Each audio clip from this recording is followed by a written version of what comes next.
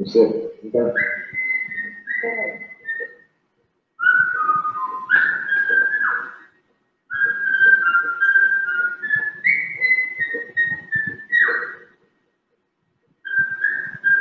Como é, beleza? Vamos dormir? Está comigo. Vai, não. Essa hora você não arranja mais nada mesmo. Está com cara de fica. Eu tenho que dar sorte com mulher, hein? Bem como funciona, é cada 5 anos de filho. Vai ajudar.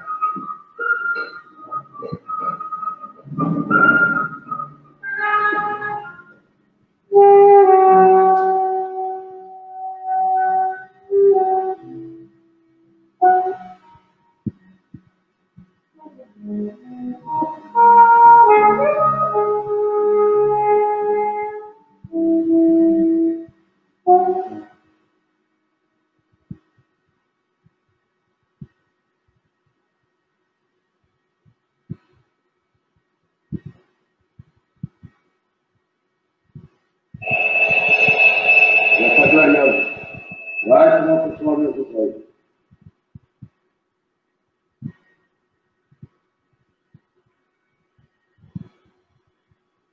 Vamos fazer café.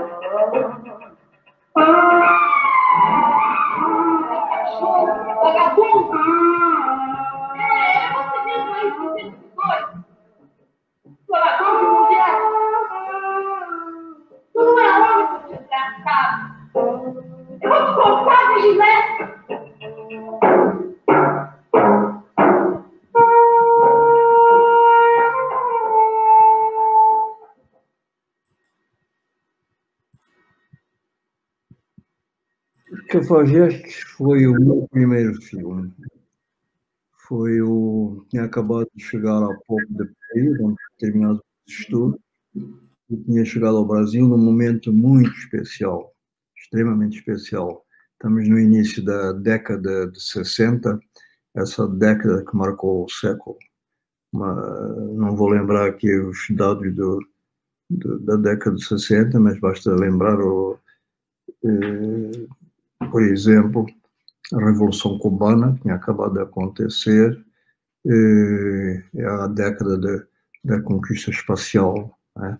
Os envios dos satélites e dos mísseis e do homem na Lua, é a década da Primavera de Praga, é uma década de acontecimentos decisivos, e é uma época no Brasil de grande euforia pela época do Juscelino, né?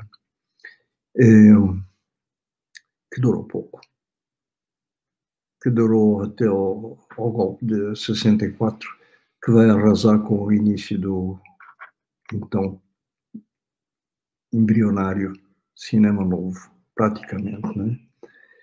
Nós tivemos esses poucos anos para fazer algumas obras com toda a liberdade, porque Juscelino sempre foi uma figura extremamente democrática e com todas as reticências que possam ser postas, era um presidente que não só construiu Brasília para a interiorização do país, como também foi um presidente que nunca reprimiu, nem os movimentos contra, como Jacareacanga e outros, ele interviu, deixou sempre toda a máxima liberdade.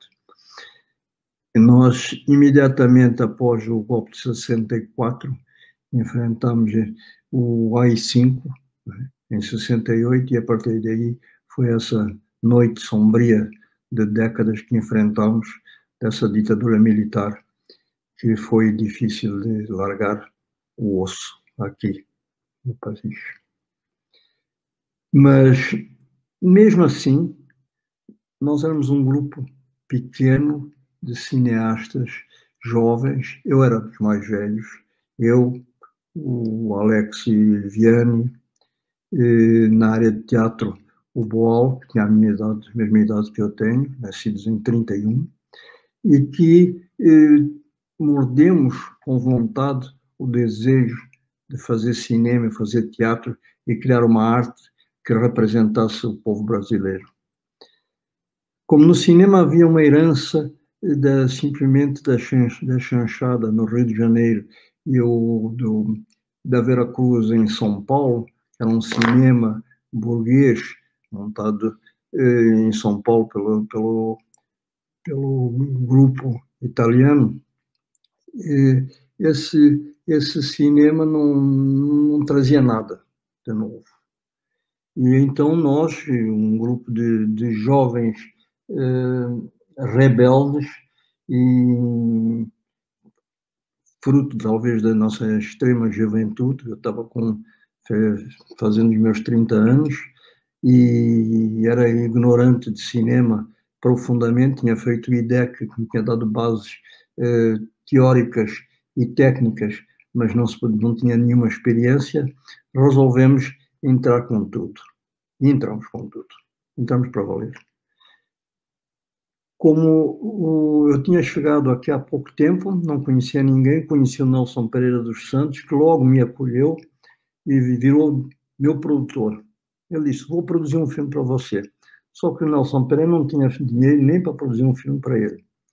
Mas, generosamente, ele me pôs em contato com o Gerson Valadão, que tinha feito o filme com ele, o Rio 40 Graus, e que tinha um espírito empreendedor. E o Gerson Valadão disse: eu arrumo um dinheiro e a gente faz uma cooperativa e tal, e assim foi. Fomos juntando as vontades de todos nós, um grupo. Escrevi o roteiro com Miguel Torre, grande amigo, grande roteirista, que infelizmente morreu num desastre de carro em que eu estava, que é uma perda que até hoje eu custa assimilar, e nos lançamos na aventura de fazer um filme. Mas um filme que tinha muitas pretensões. Nós fomos muito pretensiosos como jovens, era simplesmente mudar o cinema nacional. Não tinha menos que isso. Menos que isso nada nos interessava. Só nos interessava se nós mudássemos o cinema nacional. Criássemos um cinema novo, que não tinha esse nome, mas criássemos um cinema que trouxesse a cara do país, mas não a cara do carnaval, nem do futebol, simplesmente, e das praias. Temos o país na sua dimensão mais verdadeira, mais próxima do povo. Fosse lá o que isso fosse o povo. Éramos nós. Éramos todos. Era essa cara que a gente queria trazer para a tela. Da gente, das pessoas, das coisas, dos sentimentos. E lançámos. Quando nós começamos a escrever o roteiro, eu e Miguel, numa pequena pensão em Cabo Frio, porque havíamos decidido que as vocações iam ser em Cabo Frio, quando pensamos, nos colocamos a questão: o que é que vamos escrever? Tínhamos uma vaga ideia de fazer uma história sobre o grupo dos Cafajestes, porque era um tema que nos interessava, porque havia essa questão do grupo ser um grupo repressor, um grupo, basicamente, que utilizava a mulher como uma forma de escada para a ascensão social. Isso dito de uma forma muito resumida. Então, nós pensamos nessa história e, à medida que íamos pensando, íamos vendo as dificuldades que tínhamos, porque nós não tínhamos esse esquema de produção, era inexistente, era uma cooperativa. Então, juntamos um Gerson Tavares, tinha uma câmara de filmar, convidámos a Norma, que entrava em participação sem cobrar nada. Nessa altura trabalhava no teatro e no teatro de revista, um diretor de fotografia, Crotoni Rabatoni, de São Paulo, também em participação, eu em participação, Miguel em participação, todos em participações que não sabíamos, que nunca íamos receber dinheiro nenhum, mas juntámos e fizemos o filme. Mas esse filme tinha que ter uma característica própria, era que tinha que revolucionar, tinha que chamar a atenção, e foi isso que nós fizemos com esse filme. Eu joguei nesse filme todas as loucuras que podiam ser feitas no nível da linguagem, que era de romper com todos os cânones habituais. São diálogos cruzados, são desrespeitos às famosas leis de 180 graus, a compreensão do espaço e do tempo, ligações completamente invisíveis na temática, afrontamento de choques gráficos. Eu fui jogando tudo o que era de novo e de inesperado e experimental. Isso por quê? Porque eu sabia perfeitamente que a única maneira de chamar a atenção sobre o filme era fazendo um produto muito específico, não podia seguir na linha, digamos, realista da Vera Cruz, não podia seguir com um filme acomodado, tinha que ser um filme que chamasse a atenção. E a maneira de chamar a atenção era criar isso, era criar um cachê artístico, de maneira que se impusesse ao público como sendo um produto artístico que ele respeitasse. Então, uma bela fotografia e depois uma série de efeitos especiais, mas especiais não no sentido que a gente usa hoje, de efeitos especiais que vão para uma truca e fazem os bólides e os choques dos planetas, mas efeitos inesperados na narrativa e na forma de contar. E foi isso que nós fizemos.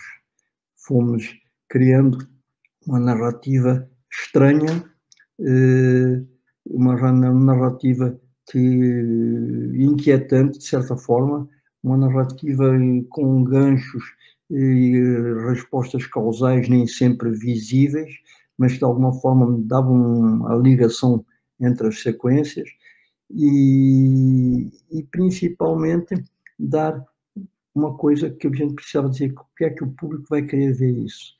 E malandramente, sabiamente, espertamente, nós dissemos, não há nada que atraia o público mais que o erotismo. E vamos dar uma dose de erotismo forte, que marque, que chame a atenção e que venda esse produto. E pusemos a Norma Bengal naquela cena que se tornou depois famosa como o primeiro nu frontal do cinema brasileiro, e não sei se mundial, e com aquela câmera circular, que também é uma novidade, porque como nós não tínhamos recursos para ter travings instalados em trilhos, fizemos o filme na câmara na mão, a maior parte do tempo, e isso também era uma novidade, e criar uma linguagem mais livre e mais moderna, e foi no termo moderno que nós nos ancoramos. Vamos dar um filme que tenha esse cheiro, essa marca da modernidade, para sacudir o público e o público respeita o filme. E fizemos um filme, de fato, com todos os itens que podiam ser estranhos para marcar essa modernidade. Era um risco, mas nós éramos jovens, era o primeiro filme, e não sabíamos nem a nossa capacidade de criar, e tínhamos a coragem de ir até ao fim de nós mesmos. Tivemos essa coragem no nosso grupo todo, e fomos até ao fim de nós mesmos, e esse filme acabou sendo ainda além de todas as expectativas, porque chamou a atenção da censura. E a censura começava a instalar nesses primórdios do que ia ser o golpe de 64, porque o filme é de 62, que já estava latente e já estava emergente, caiu em cima do filme e censurou o filme. Foi era tudo o que o filme precisava para chamar a atenção do público. E o público se lançou sobre as bilheterias e bateu todos os recordes que existiam até então e até, não sei, é um recorde que nós não temos estatísticas dessa época, é um recorde que ombreia com os recordes de bilheteria dos grandes filmes que hoje já apareceram aí e que venderam e que tiveram o agrado do público. Nós, com os Cafajestes, tivemos essa força, possivelmente porque éramos jovens, e possivelmente não tínhamos nada a perder, e porque acreditávamos. Acreditávamos que era possível fazer um cinema que sacudisse com o mormaço em que a gente estava metido. E fizemos. Eu vou passar para vocês agora a cena mais emblemática do filme, que é a cena do nu da Norma. Não é do nu da Norma, porque ela já está mais nua antes do princípio dessa cena, mas é a cena fundamental em que ela é encurralada e que ela é reprimida. E o que é fantástico nessa cena é que nós tínhamos uma contribuição interna, nós, Miguel e eu, que nós não queríamos fazer um erotismo para agradar o público. Então, nós resolvemos utilizar um sistema muito simples, é de saturar a cena ao ponto de cansarem de ver aquela mulher nua, espezinhada, humilhada, a um ponto de total, em que o público, que no princípio vê ela com um prazer de desfruto, ela como um objeto, começa a se revoltar contra essa insistência, com os gritos do personagem que está em volta, que era o Daniel Filho, que gritava feito um índio, com o ruído do motor, com esse paroxismo sonoro, e aquela câmera em volta insistente, essa mulher tentando se proteger, não se conseguindo proteger, enquanto no princípio se deleitam com a beleza física dela, começa a entrar no tormento e no sofrimento, e a coisa mais fantástica para mim foi quando eu fiz essa cena, depois que passei sempre com dúvidas sobre isso, foi quando um dia na projeção, na primeira projeção passou o filme, e na hora em que ela vai parar, depois desses 4 minutos de massacre sobre ela, há alguém na plateia que grita, chega, chega, chega, e conseguimos o que queríamos, que era romper com o erotismo e passar para ver a mulher que era esmagada, explorada por aquele grupo de imbecis.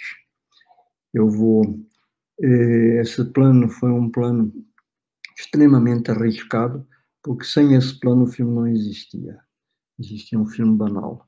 E então eu tinha feito esse plano sem cortes, por uma razão muito simples, porque a censura tinha o hábito de cortar e negociar. E dizer assim, corta um pouquinho ali, tira ali, tira um pouco de bunda, tira um pouco de seios e tal, e deixa passar o filme. E nós não iremos poder recusar. Então eu fiz, vou fazer um plano único, porque eu tenho a certeza que esses pseudo-cineastas que são os censores, que acham que entendem muito de cinema, eles nunca pensam que se pode cortar dentro do plano. Eles não vão ter coragem de cortar dentro do plano. Vão tirar o plano inteiro e não vão ousar tirar o plano inteiro porque acaba o filme, ou então eles vão querer, vão deixar passar. E deixaram passar, foram sucessivas retiradas depois pelas Forças Armadas da tela, voltava habeas corpus, voltava, não sei o quê, liminares, voltava ao filme, tiravam o filme, enquanto isso o filme se propagou pelo país inteiro e foi um imenso sucesso. Esse plano era muito arriscado, porque eu trabalhava com um chassi de 300 metros, que eram 10 minutos, em 35 milímetros, e era feito numa tomada única, para ser o plano só. Né? E esse plano era feito com uma zoom de 25-250. Essa 25-250 permite ter um plano com a 25, um plano muito aberto, com uma pessoa inteira a 3 metros de distância, e ao mesmo tempo, quando fecha a zoom, ela vai até muito fechado. Basta dizer que para ter o mesmo plano equivalente, você tem que recuar 30 metros para ter o mesmo plano que tem com a 25. Então, há uma aproximação muito grande dessa zoom, e com o anel você aproxima ou se afasta fazendo o conhecido zoom óptico. Então, eu comecei essa cena com um Jeep, dando uma volta em torno da Norma, sendo que o Jeep está sempre a uma distância a mesma em volta dela. A norma era um pivô sobre o qual o Jeep rodava e ia-se fechando em círculos. E a Zoom começou aberta com ela em corpo inteiro, à medida que, dando essas voltas, a Zoom ia fechando, até ficar no close muito próximo dela. E ela tentando se proteger, enquanto ela rodava para um lado, o Jeep rodava pelo lado contrário, de maneira a estabelecer um conflito gráfico. Então rodava, e esses 4 minutos viram 4 minutos de um tormento total, com gritos incessantes do Daniel brincando de índio, com gritos da paz, e o ruído do motor crescendo, e a imagem crescendo, e os vincos das marcas das rodas, criando uma matéria meio difusa, e como a 300, à medida que a lente vai fechando, é difícil ter uma imagem firme, porque a tendência das teleobjetivas é de movimentar demais, a câmera de vez em quando foge, vai para coisa, então cria uma coreografia e uma realidade extremamente violência. E foi isso que a gente tentou. E quando acabei de filmar, eu me lembro que eu tinha dito para a Norma, se não ficar bom, eu te prometo que não monto o filme. E quando eu vi, eu fiquei feliz, porque foi um dos filmes que disse, esse plano filmamos uma vez, única, porque é aqueles planos que só se filmam uma vez. Ou se consegue, ou não se consegue. Nós conseguimos. E foi o plano que ficou, e foi o filme que ficou, e o filme vive desse plano, vive dessa força e vive dessas intenções. Senão, esse filme não teria validade nenhuma.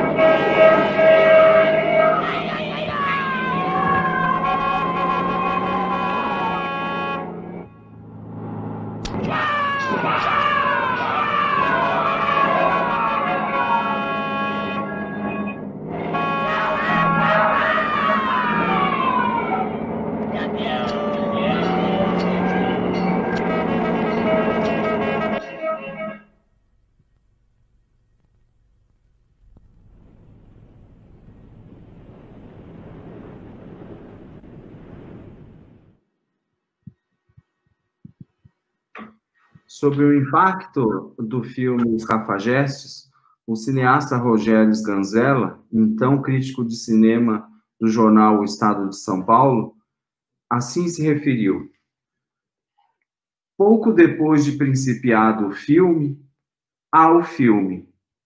ao desnudamento de Leda, principal personagem feminino, que servirá para a revelação conjunta dos outros personagens. Como forma de revelação destas personagens, foram utilizados 2 momentos fundamentais do filme: momento de procura, momento de revolta. Esses momentos compõem a própria existência trágica do homem, sucedendo-se constantemente um ao outro num ciclo de repetição. Essa citação do Rogério Sganzella é interessante porque nos ajuda a compreender como o filme do Rui, feito em 62, influencia o crítico, e o crítico, quando se torna cineasta, vai recuperar essa imagem, essa figura geométrica do círculo, e vai, dentro do seu filme O Bandido da Luz Vermelha, fazer uma citação a essa sequência que a gente acabou de ver. Só que no lugar da mulher ao centro e o carro em volta, ele vai inverter essa situação. O carro fica no centro e a câmera é que dá a volta sobre esse carro. Enfim, só para dizer que como o trabalho do Rui se desdobra e influencia e marca a cinematografia nacional, tal como eles se propunham, ele e o Miguel Torres, no começo. Foi realmente um impacto. Mas o impacto dessa cena ele é muito forte em razão do tipo de tratamento do corpo feminino, do corpo da mulher, mas também do tipo de tratamento da própria condição feminina que o cinema do Rui traz. Nós vimos na aula anterior que o curta-metragem, Quando o Sol Dorme, existia uma mulher, uma atriz, uma personagem que se mostra muito autônoma diante daquela soldadela, diante daqueles partigiani, enfim, uma postura de uma mulher emancipada. E essa postura da mulher ou emancipada ou em emancipação, que instiga também a emancipação do homem, ela vai atravessar toda a obra do Rui como um tema, né? Se na primeira aula a gente tratou do tema do fascismo, hoje o tema da mulher, da condição feminina, ele é muito forte, na medida em que, como um cineasta do cinema moderno, o Rui também vê o cinema clássico como uma espécie de resultado de um inconsciente patriarcal. Então, para atacar, combater esse inconsciente patriarcal, a figura da mulher ela é reposicionada. E isso vai atravessar, vai estar presente com muita força nos Cafajestes, mas vai atravessar toda a obra do Rui. No filme seguinte, Os Fuzis, há uma personagem chamada Luísa, encarnada pela atriz Maria Gladys, que ocupa esse espaço de mulher em processo de autonomia ou de mulher instigando a transformação do homem, né? No caso, o Mário, feito pelo Nelson Xavier. Essa figura feminina, esse tipo de tratamento particular das questões que envolvem o feminino, vai atravessar a obra do Rui e estar presente já no seu, na verdade, em todos os filmes, mas com bastante força num filme como A Queda, que é a continuidade dos Fuzis. A gente queria, antes de exibir um pequeno trecho da Queda, fazer uma espécie de amarração, né, para encerrar a conversa, encerrar entre aspas, né, mas para fechar essa conversa aqui nesse curso sobre os Cafajestes, recebendo questões de vocês para a gente ter esse diálogo direto com o Rui, mas a gente já tem uma questão aqui que foi colocada na aula anterior, que tem a ver com o universo dos Cafajestes, que eu gostaria de colocar agora, que é a influência, a suposta influência do Antonioni no estilo artístico do Rui Guerra. Então, passo a palavra ao Rui. É, o Antonioni é um grande cineasta, um dos maiores, é certamente um daqueles que faz parte do meu panteão, da minha admiração. Às vezes essas influências a gente tem noção delas. Outras vezes você é influenciado por obras e artistas que você nem pensa que te marcaram tão fortemente. No caso do Antonioni, eu tenho a convicção que tem uma marca, digamos, uma marca racional. Eu gosto muito do trabalho do Antonioni e, portanto, eu devo, no meu subconsciente, ir buscar coisas dele.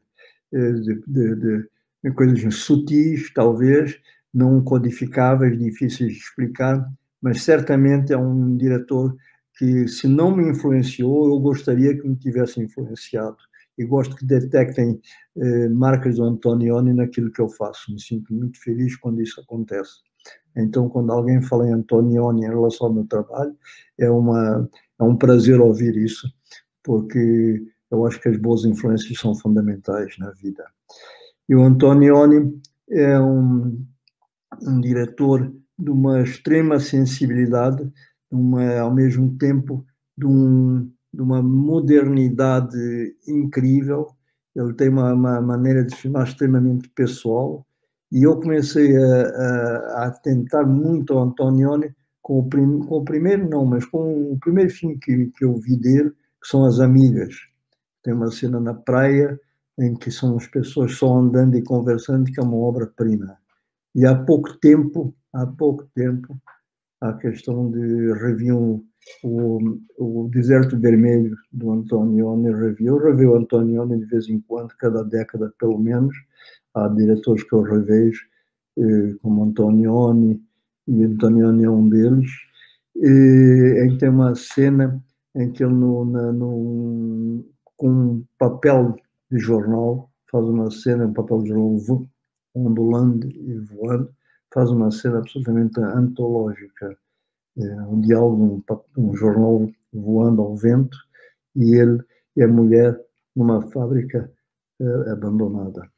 O Antonioni é, sem dúvida, um dos diretores que eu guardarei para sempre comigo.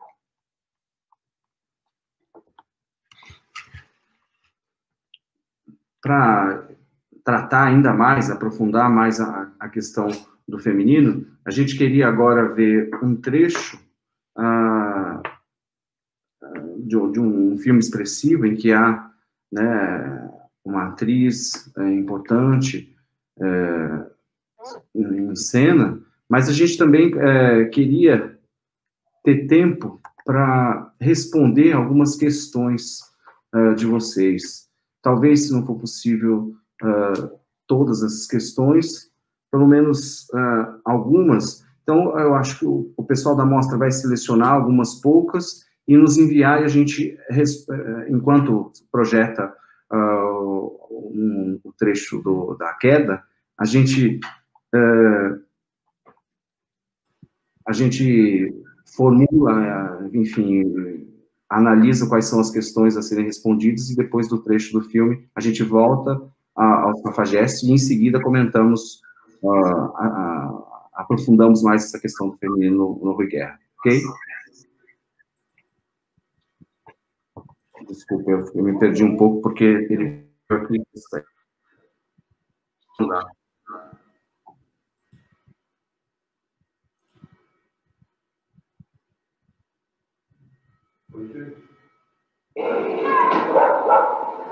Olá! Como é que é? Tudo bom?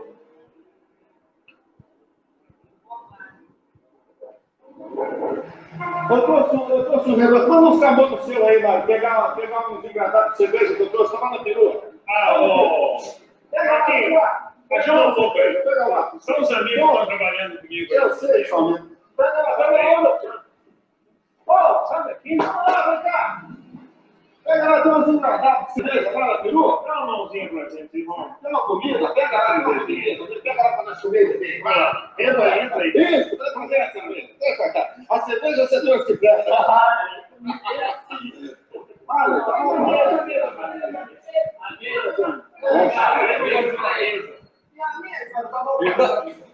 Só pode trabalhar no domingo, né? A vida é falta de tempo, tá faltando material. Não, é o tempo. Onde é que você manda vir areia? Esse mês, 2 meses, eu tenho um quarto e uma cozinha pronto. Onde é que você manda vir areia pra cá? É de qualquer. Ah, não, mas eu vou mandar aqui 3 caminhões de areia lá da construção pra você. Não, deixa eu ver. Não, manda sim. Vou mandar 50 sacos de cimento também pra você. Tá? 50 sacos de cimento, mas 3 caminhões de areia você resolve. Tá bom? Quanto vai? Quanta coisa! Tirar isso daqui, meu.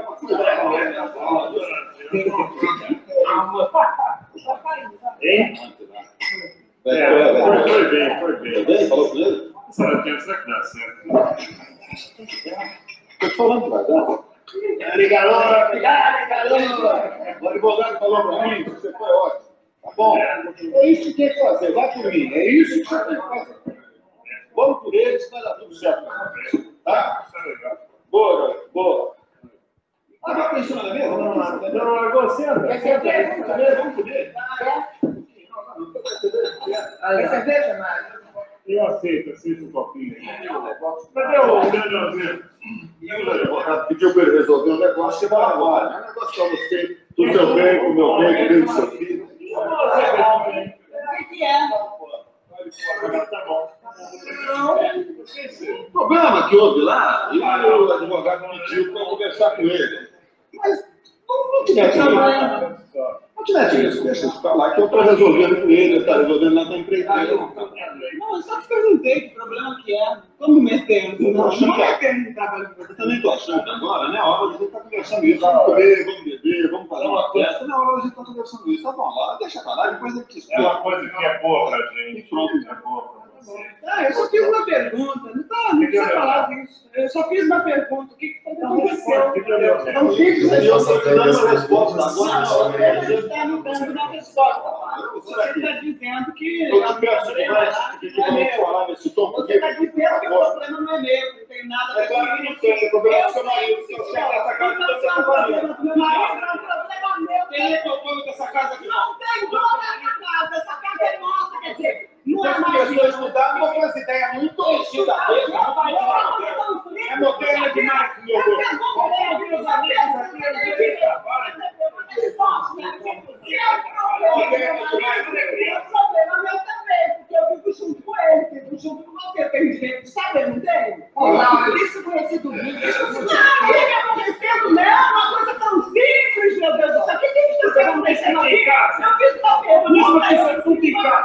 Acho que não tem resposta. Põe no seu lugar. Põe no seu lugar. Aqui tem o chefe da sua casa, que é o seu marido. Tem o seu marido, que é o chefe da sua casa. Eu exijo uma Eu posso dar. Nunca vai ser. Não tem condições. Como sua mãe, nunca vai nascer outra. Mas eu não sou uma questão de você. Eu quero ser da meia, você é sempre a vida inteira, você é decidido tudo! Tudo! O que tem que fazer, como é que não tem casa, como é que tem que ir para a escola, onde é que vai, onde é que não vai, como é que faz, como é que não faz, onde vive, como vive, quanto ganha, tudo você que recebe. Puxa vida! Tem um pouco de Toma, você veja? Demora esse pneu aí.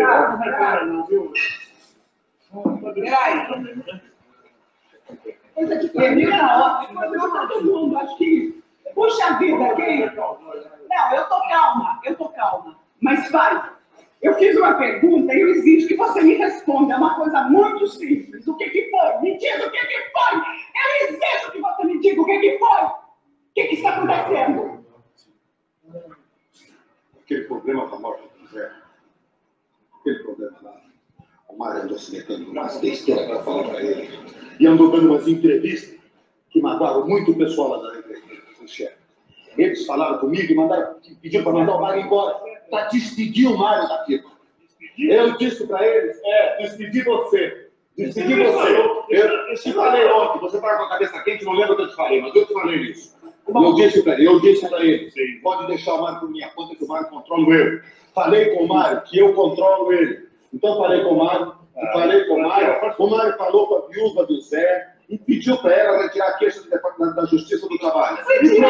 Mas isso é outro problema. O que eu estou te falando que aconteceu, o que você quer saber é isso. E ele falou para a viúva, e a viúva vai retirar a queixa da Justiça do Trabalho. E aí fica tudo bem para nós, para a empreiteira, para o Mário, para você, para o meu neto, para todo mundo. É isso. Entendeu? É isso que você queria saber. E pronto, acabou. É o Deus do mundo. Resolveu todos os problemas do mundo. Resolveu tudo. Não se preocupe aqui, você sabe comigo. Eu não estou entendendo. Não, não sei o que A gente não conversa em casa tudo isso, Laura. Mas as pessoas... Não importa que se dane as pessoas que querem ouvir, ou que se não quer, que vai embora, porra. Eu sou tratando de uma coisa muito séria, Mário, porque você só vive para o dedo que o Salatiel diz, o que o Salatiel manda, você faz, você... Merda que você é. Você é um merda. Sabia disso? Tudo que ele diz, você faz. Tudo. Até na nossa vida, tudo. Como tem que ser, como tem que fazer, como tem que construir a casa, como tem que fazer isso, se faz assim, se bota a janela, se não bota a janela. É tudo você. Merda. Que merda. De decidir um pouco as coisas por você, né? Pô, essa casa, tô pouco ligando para essa casa, sabe? Que se lixa essa casa. Tô mais morar nada aqui. Quero fazer minha vida perfeita. Dá uma boa coisa aqui. Vem aqui, vai. Vem comer, vem. Já tá mandando comer, pessoal. Vamos comer, tá? Vamos comer, né? O que é pra comer? Frango? Vamos comer frango.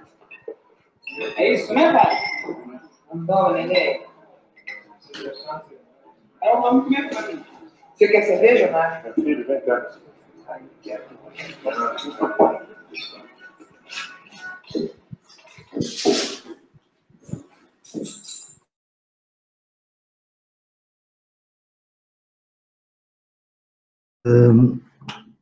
Esse plano só foi possível porque eu tinha um elenco extraordinário.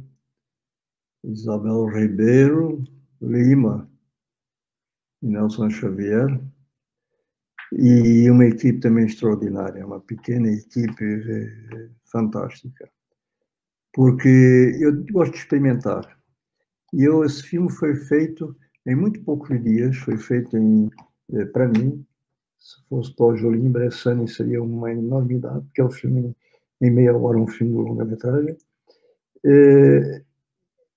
Foi feito em muito poucos dias, acho que foram 22 dias esse filme, e foi todo improvisado.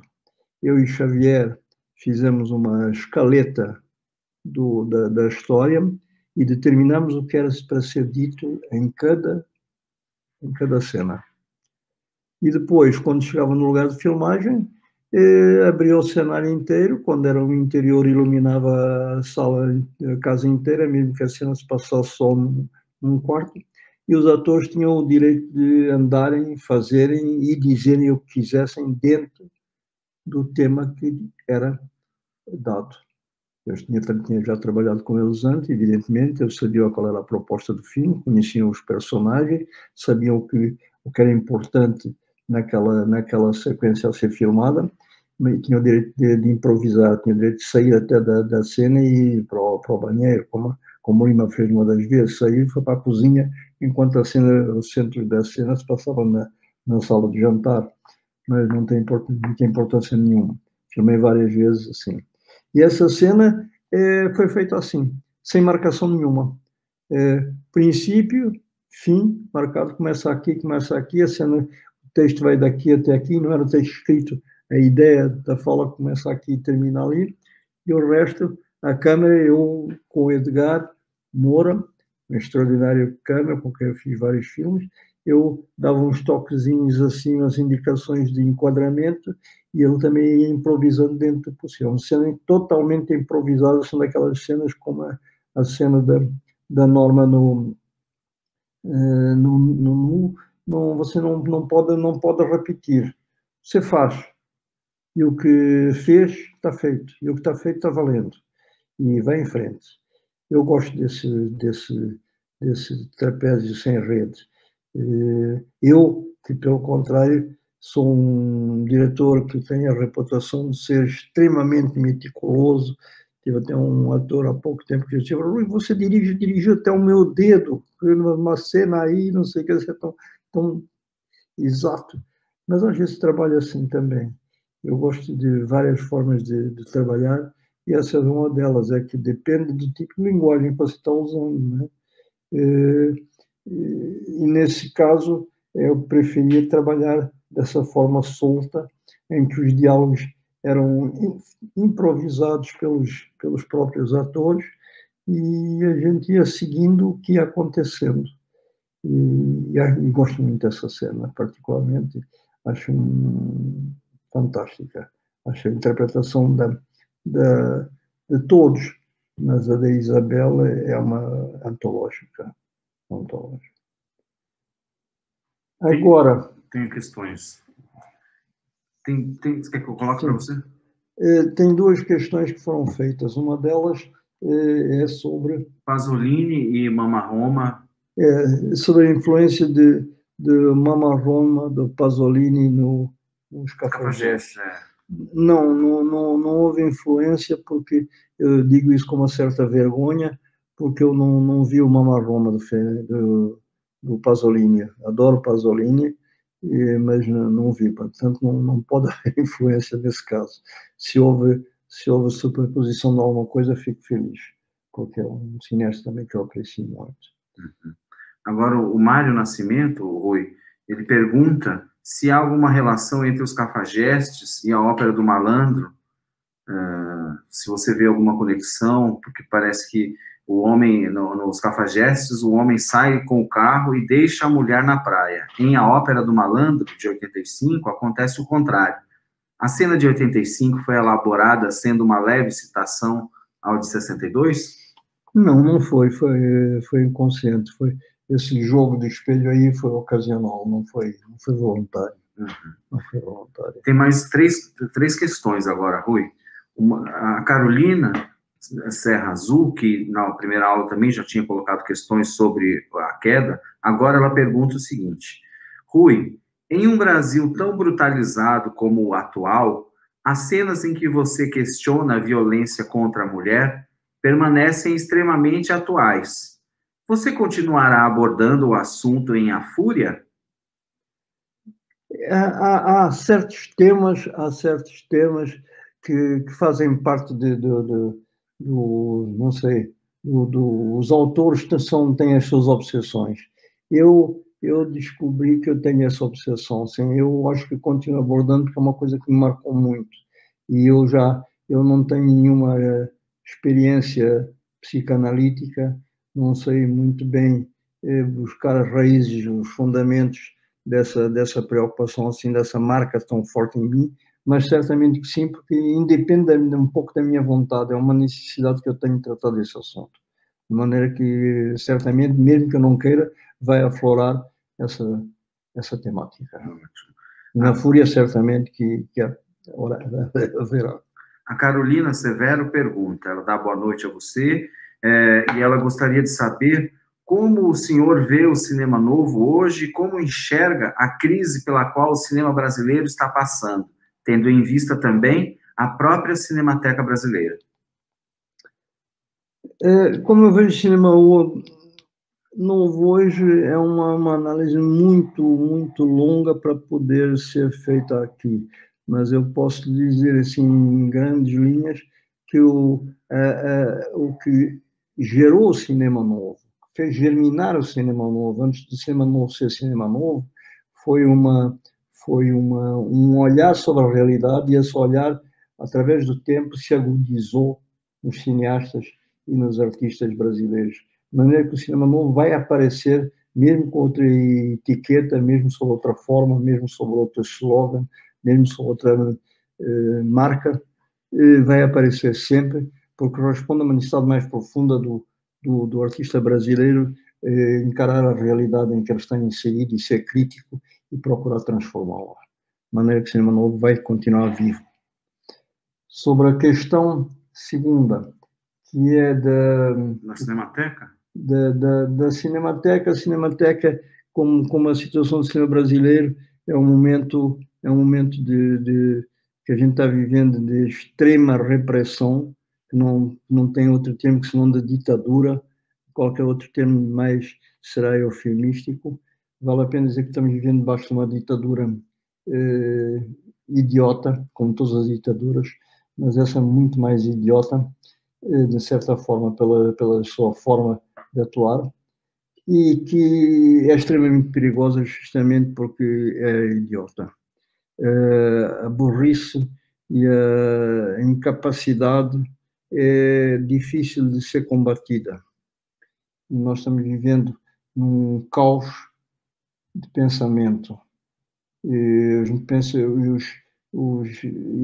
A esquerda, que devia se organizar nesse sentido, está simplesmente olhando para o seu umbigo, está simplesmente querendo fazer jogos políticos para a sua sobrevivência no nível político, de maneira que está dando espaço para a extrema-direita avançar, como está avançando em algumas áreas do mundo, e isso é extremamente perigoso para o que nos espera. Mas, por outro lado, nós temos que estar atentos às nossas necessidades de artista. E as nossas necessidades de artista são simples. Elas são de combater tudo o que quer romper com os valores mais profundos e mais vitais do comportamento da sociedade e do ser humano. De maneira que, ao mesmo tempo que é difícil, para nós individualmente é fácil. É fácil, é ser o que somos. É ser o que somos e trabalharmos como nós trabalhamos sempre, recusando e nos expondo naquilo que é preciso se expor e fazendo o que é preciso fazer, que é dizer o que temos para dizer, e esse dizer já é as nossas armas, são as nossas armas de combate. Eu faço filmes pelo prazer de fazer filmes e continuei a ter esse prazer, mas o prazer não me desliga da importância daquilo que estou dizendo. A arte é lúdica. O artista, sem o prazer da sua arte, ele vai se amesquinhando e vai murchando. Nós não podemos perder o prazer de criar. E no prazer de criar, nós não vamos perder. Se o teu olhar for um olhar que está ancorado na realidade, não vai estar desligado da tua postura crítica e da tua vontade transformadora. Nós somos mais fortes e vamos vencer sempre essas lutas.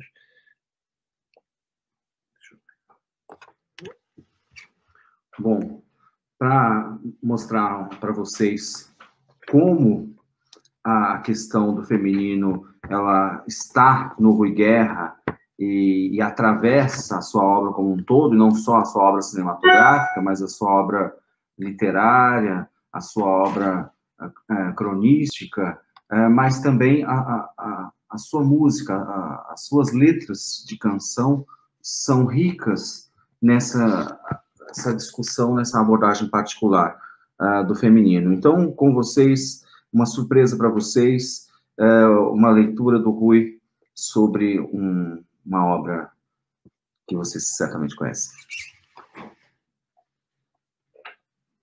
Quero ficar no teu corpo, feita tatuagem, que é para te dar coragem para seguir viagem quando a noite vem. E também para me perpetuar em tua escrava, que você pega, nega, esfrega, mas não lava. Quero brincar no teu corpo feito bailarina, que logo te alucina, salta e se ilumina quando a noite vem. E nos músculos exaustos do teu braço repousar frouxa, farta murcha, morta de cansaço. Quero pesar feito cruz nas tuas costas, que te retalhem postas, mas no fundo gostas quando a noite vem. Quero ser a cicatriz, risonha e corrosiva, marcada a frio, ferro e fogo em carne viva. Corações de mãe, arpões, sereias e serpentes que te rabiscam o corpo todo, mas não sentes. Como Chico Buarque. Tatuagem. É isso aí. Boa noite a todos e até a próxima aula.